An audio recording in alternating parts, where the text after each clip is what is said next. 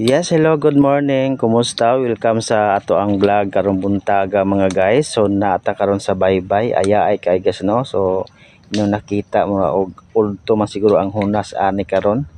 So adja ay kung sa budjol pa no, inyo nakita mga guys na mura og gamay kay hunas, linaw ang dagat.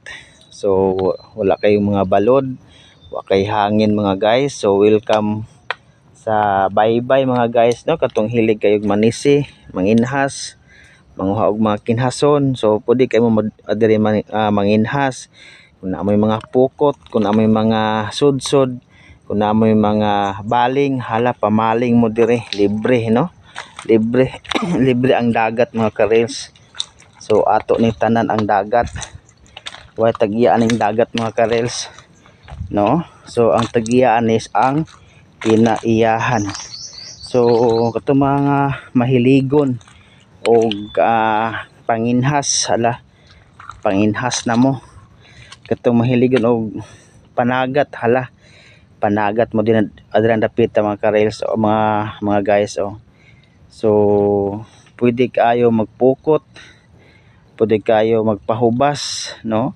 So iya ang diskarte sa mga tao diri para lang jud mabuhi mga guys. So ingon ana ang kinabuhi sa probinsya no, sa province of Misamis Occidental mga guys. So kanya-kanya ang diskarte para lang jud mabuhi, para lang jud na ay malungag mga guys no. So lino king dagat, nakalaag ta diri balik yung nakita mga guys, linaw ang dagat, tanawan ninyo. So dako kayong baybay diri guys,